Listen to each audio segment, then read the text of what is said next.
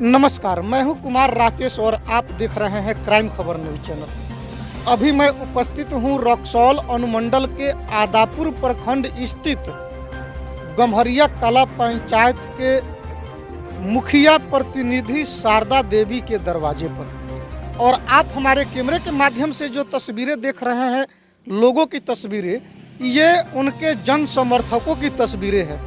आइए हम उनसे मिलेंगे, उनके जो भी समर्थक हैं, उनके प्रतिनिधित्वकर्ता जो हैं, हम उनसे मिलेंगे, उनके समर्थकों से मिलेंगे और अपने कैमरे के माध्यम से उनके समर्थकों की प्रतिक्रियाएं आप लोगों तक पहुंचाने की कोशिश करेंगे। आपको ये भी बता दें अपने चैनल के माध्यम से कि आदापुर प्रखंड में त्रिस्तरीय पंचायत चुनाव को लेकर नामांकन प्रक्रिया भी समाप्त हो चुकी है। जनप्रतिनिधियों का सिंबल भी मिल चुका है और अपनी किस्मत आजमाने के लिए जनप्रतिनिधि पूरे दमखम के साथ चुनावी दंगल में उतर गए हैं और लोगों के बीच, पंचायत के जनता के बीच जा रहे हैं, तरह तरह के वादे कर रहे हैं। और हम ये जानने की कोशिश करेंगे कि इस बार के त्रिस्तरीय पंचायत चुनाव में जो वादे कर रहे हैं जनप्रतिनिधि, ये भी जानने की कोशिश करेंगे कि क्या चुनाव जीतने के बाद यदि सत्ता की बागडोर पंचायत की जनता उन लोगों के हाथों में सौंपती है, शारदा देवी के हाथों में सौंपती है, तो क्या जो वादा कर रही है वे अपने वादे पे खरी उतरेंगी कि नहीं। हम उनसे मिलेंगे, उनके पुत्र गणेश कुमार जी से मिलेंगे। चूँकि इस त्रिस्तरीय पंचायत चुनाव में चेहरा गणेश जी का ही आगे रहेगा। हम गणेश जी से मिलेंगे जो शारदा देवी जी के सुपुत्र हैं, उनसे मिलेंगे और उनकी प्रतिक्रियाएं जानने की कोशिश करेंगे। तो अभी हमारे कैमरे पर मौजूद जो मेहमान हैं, ये शारदा देवी के सुपुत्र श्री गणेश कुमार जी हैं और हम इनसे मिलेंगे और इनसे मिलकर के इनकी प्रतिक्रियाएं हम जानने की कोशिश करेंगे कि इस बार के त्रिस्तरीय पंचायत चुनाव में इन लोगों का प्रोपगेंडा क्या रहेगा, मुद्दा क्या रहेगा, किस मुद्दे के साथ ये लोग चुनावी दंगल में उतर रहे हैं और आम पब्लिकों से किस तरह रूबरू हो रहे हैं। हम सारी प्रतिक्रियाएं इनसे जानेंगे और अपने कैमरे के माध्यम से आप दर्शकों तक पहुंचाने की कोशिश करेंगे। सबसे पहले सर, मेरे क्राइम खबर न्यूज़ चैनल के खास प्रोग्राम में आपका स्वागत है। धन्यवाद, आपको भी स्वागत है हमारे गम्हरिया पंचायत में, हमारे दरवाजे पर। यहाँ जितने लोग बैठे हैं सबको मैं सादर प्रणाम करता हूँ। श्रीमती शारदा देवी जी की तरफ से भी, भावी मुखिया की जो प्रत्याशी है श्रीमती मेरी माता श्री, उनके तरफ से भी सबको सादर प्रणाम और आपका हार्दिक स्वागत और अभिनंदन। सर, हम आपसे जानने की कोशिश करेंगे कि आपकी माता श्रीमती शारदा देवी जी इस बार के त्रिस्तरीय पंचायत चुनाव में गम्हरिया कला पंचायत से मुखिया प्रत्याशी होने जा रही है और फेस आगे फ्रंट पर आप ही का है। आप लोग इस चुनाव को लड़ रहे हैं, चुनावी दंगल में अपनी किस्मत आप लोग आजमा रहे हैं और हम देख रहे हैं सर कि नॉमिनेशन के दिन से हैं। नॉमिनेशन के पहले आप लोग क्या करते थे ये तो हमको पता नहीं है, क्योंकि हमारी पहली मुलाकात आपसे नॉमिनेशन के ही दिन हुई थी और हमने उस दिन इंटरव्यू में आपको देखा था। तब से हम सोचे कि आपका एक बार हम आपके दरवाजे पर चल करके आपका साक्षात्कार लेंगे, इंटरव्यू लेंगे, और हमने आपका पता ढूंढकर आपके दरवाजे पर पहुँचे।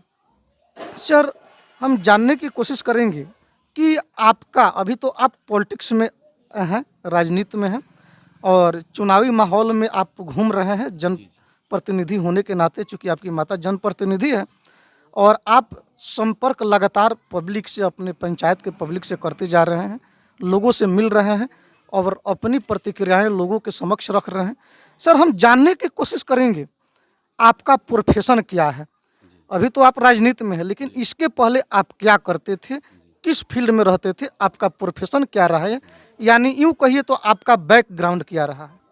सबसे पहले तो गम्हरिया पंचायत जो इस बार मुखिया के जो प्रतिस्पर्धा में है, अपने माता श्री का पैरवी कर रहे हैं और सबसे पहले इस गम्हरिया पंचायत में जो लोकतंत्र का भावी महापर्व जो चल रहा है, उसके पूरे जनतावासी को मैं शुभकामनाएं और बधाई देना चाहता हूं कि अपने अच्छे से अच्छे जो नेता हैं, जो प्रत्याशी हैं, उनको चुने और अपने जनभावना का कदर करें। हम लोग का जो राजनीतिक इतिहास रहा है, मेरे पापा जी भी इस पंचायती इलेक्शन में ये चौथा टर्म है उनका, 3 बार पंचायत समिति में लड़ चुके हैं और एक बार 2006 में जीते थे और ये मुखिया पद के लिए मेरे माता श्री पहली बार नामांकन भरी हैं। और जहाँ तक रह गया मेरा प्रोफेशन, तो मेरा अपना पेशा जो है मैं सिलाई करता हूँ, कपड़ा काटता हूँ, सिलता हूँ। लेकिन 2013 से राष्ट्र हित जनहित समाज कल्याण के लिए मैं नाशा मुक्त अभियान चलाता हूँ। मेरा मोटिव है समाज को स्वस्थ बनाना, सुखी बनाना और उसी के अंतर्गत लोगों को मैं सुरती बीड़ी मत खाइए, स्वास्थ्य के लिए हानिकारक होगा।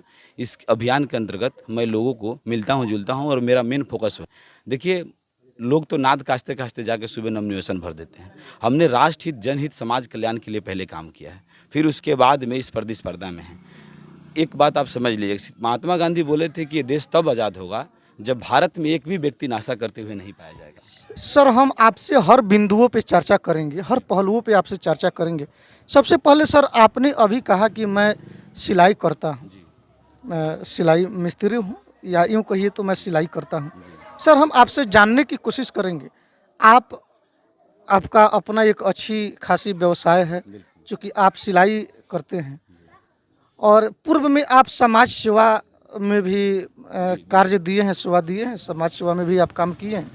सर, हम जानने की कोशिश करेंगे कि राजनीति के प्रति आपका झुकाव कैसे हुआ, आपने राजनीति में कदम क्यों रखा, किस लिए रखा?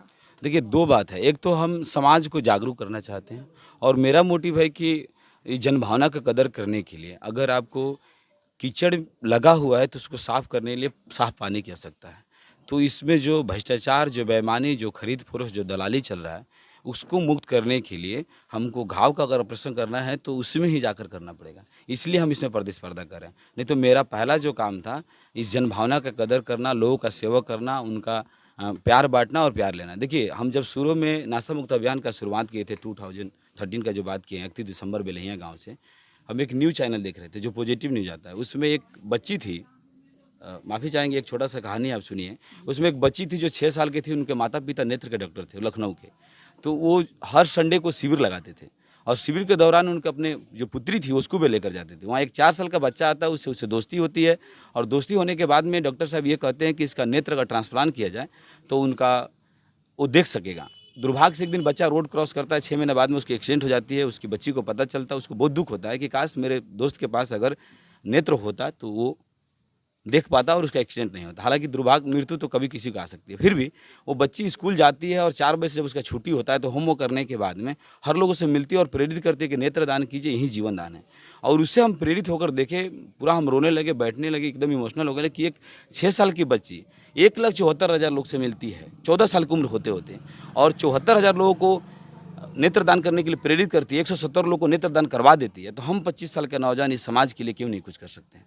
क्योंकि देखिए, जिस भारत माँ को जय बोलते हैं उसी पर सुरती खा के थूकते हैं।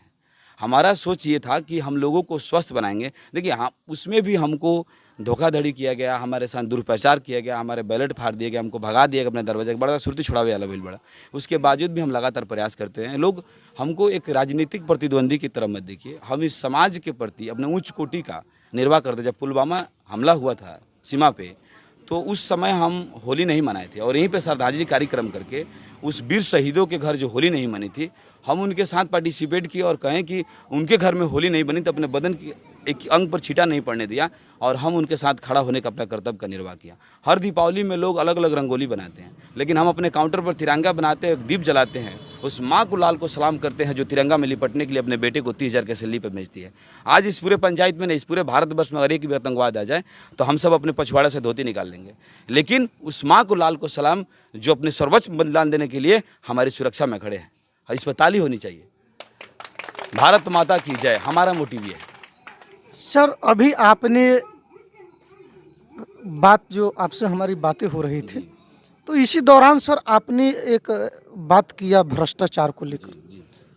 सर, जब जब चुनाव आते हैं तब तब जो भी जनप्रतिनिधि होते हैं तरह तरह के झूठी वादे करते हैं पब्लिक के बीच में जाकर के, और जब उसी पंचायत की जनता उस इंसान के, उस शख्स के हाथों में जब सत्ता की बागडोर सौंप देती है तो वही इंसान, वही जनप्रतिनिधि जो इलेक्टेड प्रतिनिधि होता है भ्रष्टाचार में लिप्त हो जाता है और अफसरों का गुलाम बन जाता है, पंचायत को लूटता है, खसोटता है। जिस लोगों के समक्ष जिन लोगों से वादे किया रहता है कि मैं भ्रष्टाचार के विरुद्ध चुनाव लड़ रहा हूं और चुनाव जीतने के बाद वहीं भ्रष्टाचार में लिप्त हो जाता है, इस पर आपकी क्या प्रतिक्रिया रहेगी? देखिए, सबसे पहले बात जहाँ तक अपने भ्रष्टाचार के सवाल की, तो भ्रष्टाचार हमें खुद से ही मुक्त करना होगा। यदि कोई मुखिया या कोई भी प्रत्याशी, कोई भी अफसर अगर आपसे पैसा मांगता है तो स्वयं आपका भी जिम्मेदारी बनता है कि उससे हम बचें।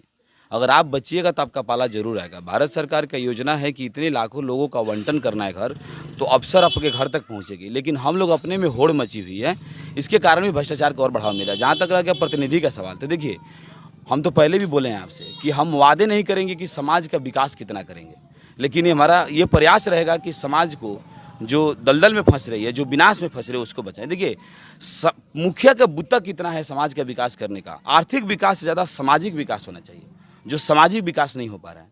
लोगों में जो जाति मजहब के नाम से जो बांटा जा रहा है, जो खरीदा जा रहा है, जो परोसा जा रहा है, वो हमको बहुत दुख होता है। हमने पहले भी आपसे कहा है कि हमको नेता के रूप में नहीं, बेटा के रूप में स्वीकारें, क्योंकि बेटा बनने के लिए एक माँ के कोख में 9 महीना पलना पड़ता है। हम समाज की कोख में 8 साल से पल रहे हैं और हमको खुशी हो रही है कि लोग हमें बेटे के रूप में स्वीकार रहे हैं, क्योंकि नेता तो वो है जो चुनावी माहौल आएगा, जैसे सीजन में मेढक निकल आती है आषाढ़ के महीना में और बोलती है, भूंकती है, फिर चली जाती है। हम ऐसा नहीं है। हम 365 दिन इस जनभावना का कदर करते हैं और इन लोगों के बीच काम कर रहे हैं। आप यकीन मानिए कि अगर कोई सुरती छोड़ता है, दारू छोड़ता है, सिगरेट छोड़ता है, तो उसमें आपसी मेरा क्या स्वार्थ है, लेकिन सबका सेवा करना मेरा कर्तव्य और पहला धर्म है। देखिए, हम पहले भी कहा कि गरीब आदमी कभी हारता नहीं है, कि जीतता है कि सीखता है। हम जीतेंगे कि सीखेंगे के एजेंडा पे काम कर रहे हैं। सर, अभी आपने बहुत सारे बातें कही समाज को लेकर के, समाज में क्या क्या बुराइयां हैं उस पर आपने अभी चर्चा की है। इस पंचायत की जनता सत्ता की बागडोर आपकी माँ के हाथों में सौंपती है, तो आप पंचायत का विकास कैसे कीजिएगा? सरकार की बहुत सारी योजनाएं हैं, उसको आप कैसे धरातल पर उतारने का काम कीजिएगा? यानी कि आप समाज के विकास के लिए क्या करेंगे? बिल्कुल, देखिए, सबसे पहला बात तो अगर हमारे हाथ में सत्ता आती है तो, और आ भी रही है, हम लोगों का जिस तरह से हमको समर्थन मिल रहा है, जिस तरह से लोग का प्यार मिल रहा है, जो आशीर्वाद मिल रहा है, क्योंकि हमने काम किया है। और हमारे पापा जी भी 32 साल लोगों को फ्री ट्यूशन कराएं, और उनका मानना था, हम बोल रहे थे कि हमारे बदन पे फटे हुए शर्ट आप खरीदते क्यों नहीं हमारे लिए, आप पैसा क्यों नहीं लेते हो ट्यूशन फीस के लिए? वो बोलते थे कि इंदिरा गांधी का एक वाक्य था कि एक भी पढ़ा लिखा व्यक्ति अगर हर व्यक्ति को शिक्षित करता है, एक व्यक्ति को शिक्षित करता है, तो पूरा भारत शिक्षित हो जाएगा। बोले कि हम बेटा पैसा नहीं लेंगे, क्योंकि शिक्षा व्यापार नहीं, हम उसको नहीं बेचेंगे। इसलिए ये जीतना बड़ी बात नहीं, इसको जीना बड़ी बात है। हम इसको जीने के लिए समाज के सभी वर्ग को साथ में लेकर चलेंगे, और जो भी योजना आएगी सारे लोगों के सामने रखेंगे, और जो लोगों की सलाह होगी उसके अनुसार चलेंगे। देखिए, बड़ी बड़ी छोटी सी विडंबना है समाज में कि कितना लोग चुनावी माहौल में इसलिए आ जाते हैं कि उनको लगता है कि हमारी जाति इतना है, हमारा समुदाय इतना है, इसीलिए खड़े हो गए। हमारे पापा जी पहले भी काम कर चुके हैं, और हम आपको विश्वास दिलाना चाहते हैं कि अगर कोई भी इस पंचायत का एक भी व्यक्ति अगर आरोप लगाता है कि आपने अपने कार्यकाल में बेईमानी किया, भ्रष्टाचार किया, और किसी से 1 रुपया भी खरीद फरोश की, तो आज हम नवनिवेशन वापस लेने की स्थिति में है। सर, अभी आपने जातिवाद की बात कही, तो हालांकि हम लोग भी इस बात को जानते हैं कि जातिवाद जो है समाज का एक बहुत बड़ा कुष्ठ रोग है जी। सर, हम जानने की कोशिश करेंगे कि आप इस जातिवाद को कैसे मिटाएंगे, जातिवाद को कैसे कैसे खत्म करेंगे, क्योंकि किसी भी देश के विकास के लिए जब कास्टिज्म रहेगा और लोग वोटिंग कास्टिज्म पर जाकर करेंगे, जातिवाद पर जाकर करेंगे, तो पंचायत का विकास संभव नहीं हो पाएगा। सर, आप इस बुराई को कैसे खत्म करेंगे? देखिए, ये बिहार का इतिहास रहा है कि अभी भी 19% टाइम चुनाव आपको जाति के आधार पर होता है। जिस क्षेत्र में जिस कास्ट का जितना ज़्यादा बढ़ावा है, हर कैंडिडेट या फिर हर पार्टी वहीं पे उसी जात को नॉमिनेशन दिलवाती है या उसी कैंडिडेट को उतारती है। देखिए, मेरा मानना है कि अगर हम जो 2013 से अपने कमाई से रोज़ 100 रुपये जमा करके जो राष्ट्र हित, जनहित, समाज कल्याण के लिए जो काम शुरू किया, उसमें किसी जाति और मजहब को बीच में नहीं रखा। अगर हम अपने जाति और मजहब के बीच में रखते तो अपने मजहब के लिए सिर्फ विकास करते, और हमको लोग वाहवाही करते कि हमारे मजहब का, हमारा जाति का, हमारा धर्म का लड़का हमारे लिए विकास किया। इसीलिए हमने खेतों में जहाँ माँ बेटी बहन काम करने जाती है, जो मेरे पिताश्री भी खुद हर खेत में हल चलाते थे, तो 1 लोटा पानी के लिए जो तरसते थे, और लोग को भी आज देखते हैं। तो हम जब काम करते हैं, हमको कहीं एक सकवासी नहीं हुआ कि हम ये काम करें, तो इसीलिए देख लीजिए, उसमें किसी जाति के लिए हमने विकास नहीं किया, किसी धर्म के लिए, किसी पंथ के लिए विकास नहीं किया। सिख, हिंदू, सिख, ईसाई, मुस्लिम सबके लिए हमने जन भावना की कदर करते हुए उस जगह पे पंप हलाया। अपने गांव में नहीं हलाया। कल हमको एक आदमी बोल रहे थे गांव में हले रहता तो बहुत फायदा होता। हमने वहाँ पे हलाया है जहाँ पे पानी की इतनी किल्लत थी कि गांव से आप 1 लोटा पानी लेकर जाइए और प्यास लगता तो फिर घर पे 3 किलोमीटर चल के आइए। तो इसीलिए हम जातिवाद को चाहते हैं कि आप इससे ऊपर उठकर हमको जाति के किसी चश्मे से न देखें, अपने बेटा के रूप में स्वीकारें, नेता के रूप में, नहीं तो हमको ज़्यादा खुशी होगा। और जब तक ये लोग शिक्षित नहीं होंगे, अवेयरनेस नहीं होगी, तब तक जातिवाद खत्म नहीं होगी। भगत सिंह ने 23 साल की उम्र में गले में फांसी लगाकर ये साबित किया कि देश के लिए उन्होंने जीना सिखाया, मरना सिखाया। महात्मा गांधी तो फिर भी इस देश के लिए जीना सिखाया, लेकिन शहीद भगत सिंह ने इस देश के लिए मरना सिखाया। एक फिल्म का डायलॉग है कि 100 साल जीने से अच्छा है कि 1 साल जियो, दुनिया 100 साल याद रखे। तो हम उस विषय पे काम कर रहे हैं। सर, आपने इंटरव्यू के दौरान बहुत सारे मुद्दे पर चर्चा की है। सर, हम जानने की कोशिश करेंगे, एक समाज के बेहतर विकास के लिए जी बहुत सारी महत्वपूर्ण आवश्यकताएं होती है जी और विद्वानों का भी मानना है सर, या किसी का भी मानना है कि एक समाज के बेहतर विकास के लिए शिक्षा, स्वास्थ्य, ये मूलभूत आवश्यकताएं हैं।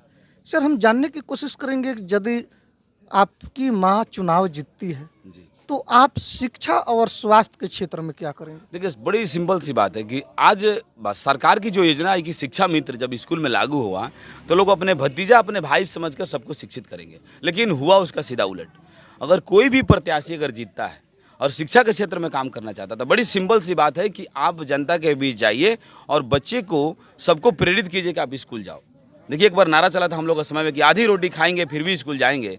आज तो स्कूल जो है ना, वहाँ पे समझिए कि होटल बन चुका है, खाने की ढाबा बन चुकी है। वहीं शिक्षा को उसी को लेकर हम- के सर, जी। शिक्षा को लेकर के हम सर आपसे बातें करेंगे सर, क्योंकि आप तो एजुकेटेड भी हैं, पढ़े लिखे भी हैं और समाज की बुराइयों को बखूबी आप पहचानते भी हैं।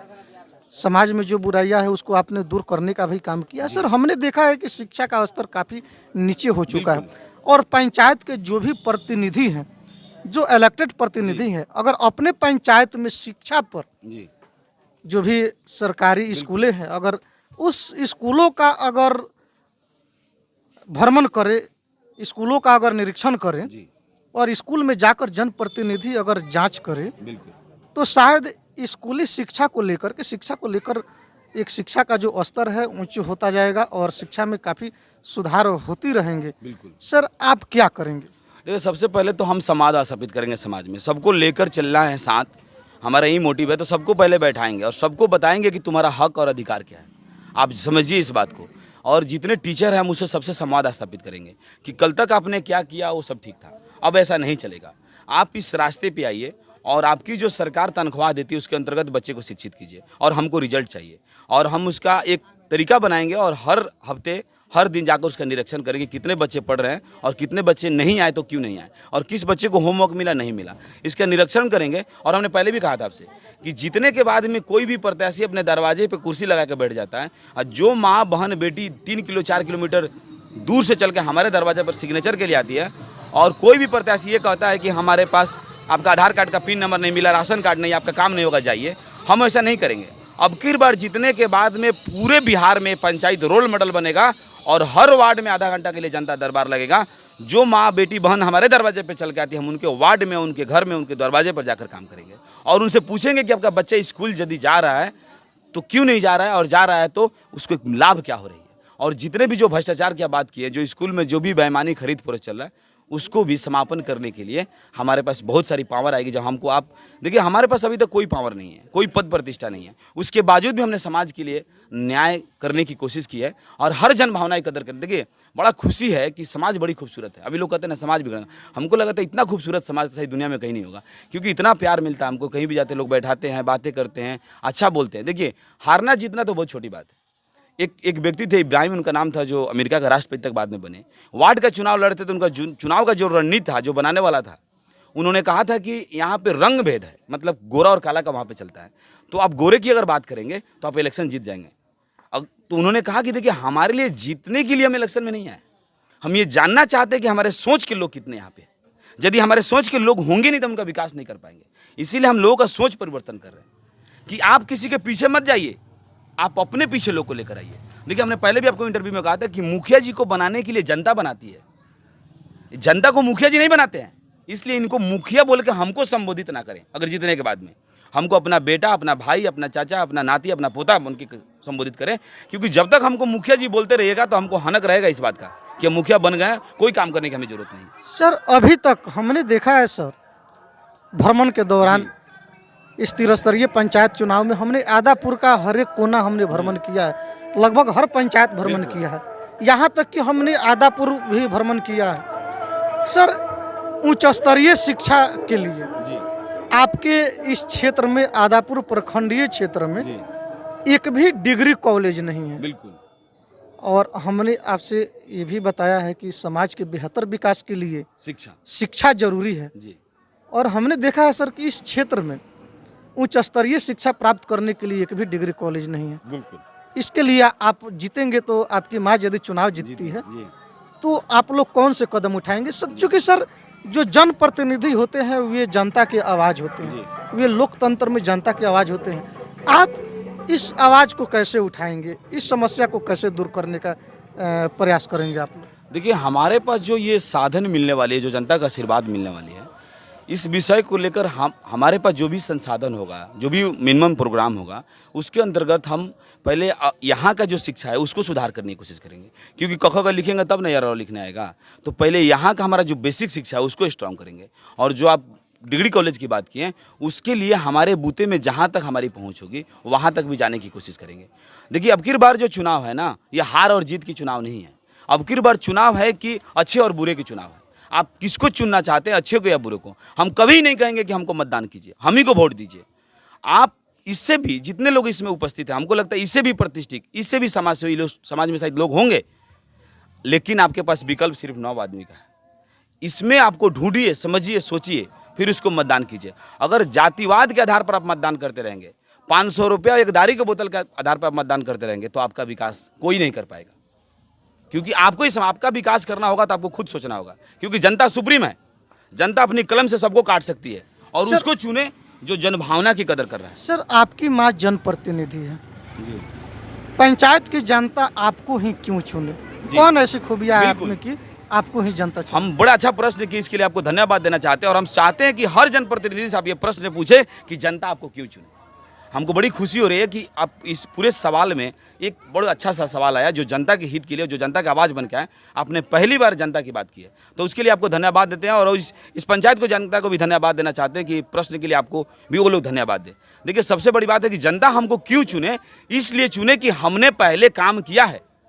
आप कंधे पर कुदार लेकर खेत में जा रहे हैं तो मनसा आपका साफ है कि आप कोड़ने जा रहे हैं, घास करने नहीं जा रहे।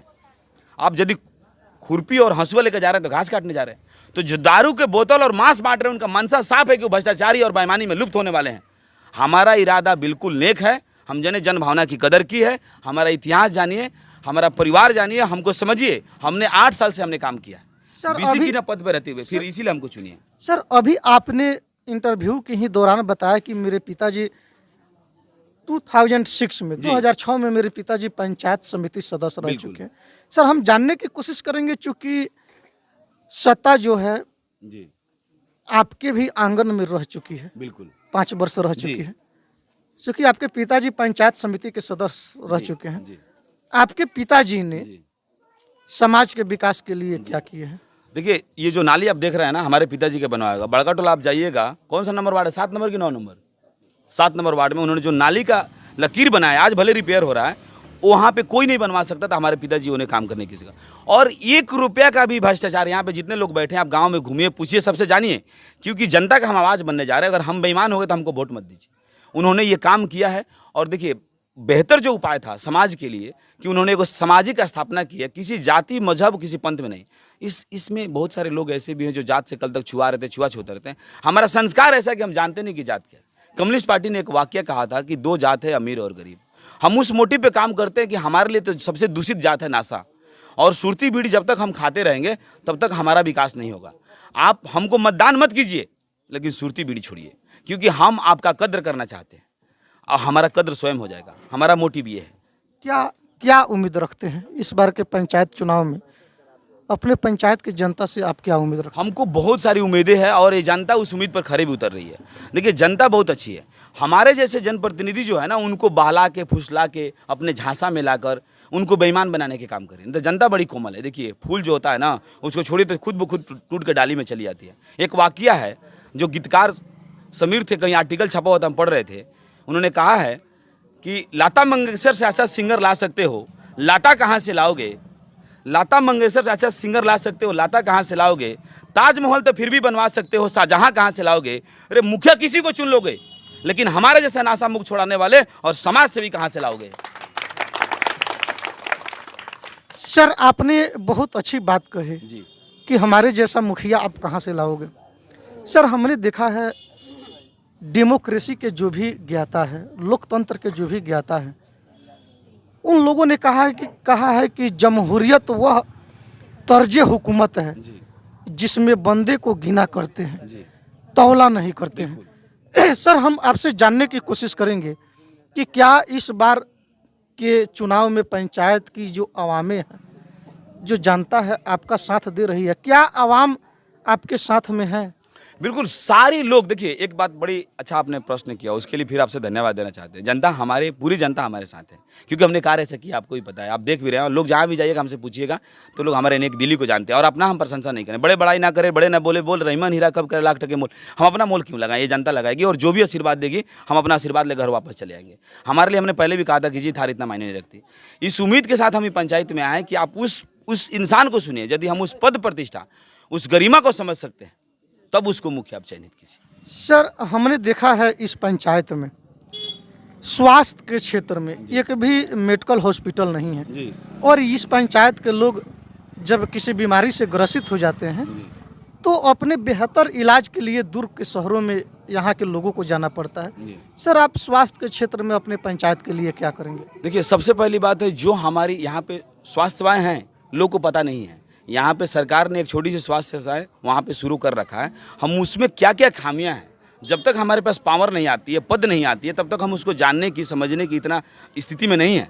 तो जब हमारे पास ये लोग हमको सेवा का मौका देंगे तो हम उसको सुधार करने की जो उसमें कमियां होगी हम उसे करेंगे। और अपने बलबूते लोगों से कलेक्शन कर हमने हमारे चुनावी मैनिफेस्टो में भी है कि यदि हम जीतते हैं तो इस समाज के लिए एक एम्बुलेंस लाएंगे।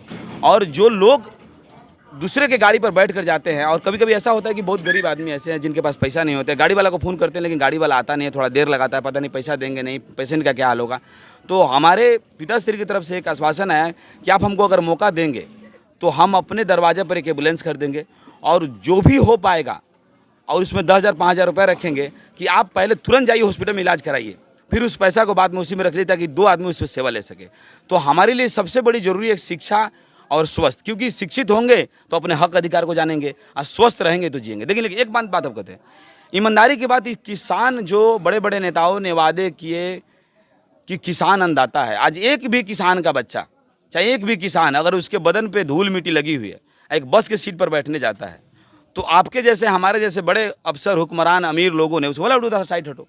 लेकिन साइड तो धान अगर नहीं उत्पादन करते हैं, गेहूँ नहीं उत्पादन करते हैं, तो शहर में बीजा और परगर आप नहीं खा पाएंगे। इस देश का दुर्भाग्य देखिए कि जो अन्नदाता है उसका हालत आज देखिए, उसके बदन पे फटे हुए कुर्ता है।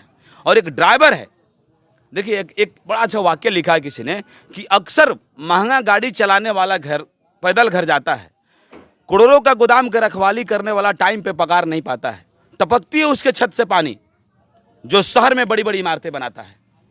तो ये समाज का दुर्भाग्य है कि गरीब, मजदूर, दलित, वंचित का सम्मान कभी हुआ ही नहीं। तो हम डंके के चोट पर कहते हैं कि अगर हमको जनता मौका देती है तो हम इसको आवाज़ को उठाएंगे। अभी कोरोना काल में देखते हैं आपको, डॉक्टर बड़ी सम्मानीय जात है, हम लोग अपने घर में चले आए, लेकिन एक डॉक्टर अपना बच्चे को छोड़कर हॉस्पिटल में इलाज कर रहे थे। और एक ड्राइवर को देखिए जो 3,000 के सैलरी से लेकर 10,000 के सैलरी पर एक एम्बुलेंस से लेकर एक सामान गाड़ी चलाती है, वो अपने पेशेंट को लेकर हमारे पीछे आगे पीछे। हम नेपाल में जब तभी भूकंप आया था तो हम सब लोग फील्ड में भाग गए, लेकिन एक ड्राइवर गाड़ी चलाकर, टैक्सी चलाकर जो घायल थे उनको हॉस्पिटल तक पहुंचा रही थी। तो हमारे लिए 2 जात बड़ी सम्मानीय है, एक डॉक्टर और एक ड्राइवर। आज तक किसी ने इस विषय को मुद्दा नहीं उठाया कि ड्राइवर को सम्मान मिलना चाहिए। रास्ते में चलिए ना, कोई भी बोलेगा कि है हट होने, लेकिन देखिए अगर आपका 1 करोड़ का गाड़ी है और उस पर ड्राइवर नहीं तो उस गाड़ी का कोई मोल नहीं है। आप गाड़ी में ट्रैवल कर रहे हैं, हम कर रहे हैं, हम बड़ी हुक्मरान हैं, आपको मारने के लिए, गाली देने के लिए करोड़ों की सुरक्षा भेजनी होगी, लेकिन एक ड्राइवर का इरादा बदल जाए तो पुल से तड़पा देगा तो बबुआ होश नहीं कि कहाँ गए आप, लेकिन आज तक उसको किसी ने सम्मान नहीं दिया। और दूसरी बात ये कहना चाहते हैं कि जितने भी लोग जितने पेशा जुड़े हुए हैं, देखिए हम सिलाई भी करते हैं, हमको एक बात का पीड़ा भी आपके कैमरा के माध्यम से श्री नरेंद्र मोदी प्रधानमंत्री जी को मैं एक आश्वासन देना चाहता हूँ कि जो कोट पहनकर आप मंच पर आते हैं वो कोट भी सिला हुआ एक दर्जी का बेटा है जो कारखाना में बैठकर 10,000 के सैलरी पर काम करता है। जो राष्ट्रपति कोट पहनकर पद्म भूषण और पद्मश्री मारते हैं, जो पहनने वाले भी जाते हैं लेने वाले, वो भी हमारा सिला हुआ कपड़ा पहन के जाते हैं। लेकिन एक भी दर्जी को लड़का का आज तक पद्म भूषण और पद्मश्री नहीं मिला। आप करोड़ों का वस्त्र पहन लीजिए, 1 करोड़ रुपये मीटर का आपका कपड़ा ओढ़ लीजिएगा तो कोई उसका वैल्यू नहीं है। हजारों का मेकअप कीजिए, लाखों का गहना पहनिए, लेकिन एक सिला हुआ अगर कपड़ा नहीं है तो उसका कोई मोल नहीं है। हम एक आदमी से बात किए तो बोला कि ये ऐसा पेशा है कि राजा से लेकर रंग तक चाहिए, लेकिन आज इसी समाज के कुछ लोग हैं जो उनको दर्जी बोलकर हेपते हैं। हम उनका आवाज़ बनना चाहते हैं। हर इंसान का सम्मान होना चाहिए, हर जाति धर्म मजहब का सम्मान होना चाहिए। हम उस मोटिव पर काम करें और हमको बड़ी खुशी हो रही है कि आप हमारे दरवाजा पर आते हैं और हमारी आवाज़ को लोगों तक पहुँचाने का काम करते हैं। तो आप लोगों ने हमारे कैमरे के माध्यम से देखा, ये गणेश कुमार जी हैं और इनकी माता जी शारदा देवी जी इस गम्हरिया कला पंचायत से मुखिया प्रत्याशी हैं और ये पंचायत चुनाव लड़ रहे हैं। फेस इनका ही आगे है और आप लोगों ने हमारे कैमरे के माध्यम से इनके विचारों को देखा। सर, आप हमारे न्यूज़ चैनल के माध्यम से आप हमारे टीवी स्क्रीन पर आए, इसके लिए आपको बहुत बहुत आपको भी बहुत बहुत धन्यवाद। हमारे पंचायत में आए, हमारे दरवाजा पर आए, सारे लोग की तरफ से आपको शुभकामना, बधाई, और हम आशा करते हैं कि आप इसी तरह अपने काम को आगे बढ़ाते रहिए और आपको भी बहुत सारा धन्यवाद। चलिए, तो यदि हमारी वीडियो आप लोगों को पसंद आई तो आप लाइक, शेयर और कमेंट जरूर कीजिएगा। कैमरा पर्सन अमित कुमार के साथ मैं कुमार राकेश, आदापुर, पूर्वी चंपारण से। भारत माता की, भारत माता की, इनकलाब, इनकलाब, बेटी पढ़ाओ बेटी बचाओ, भारत माता की जय।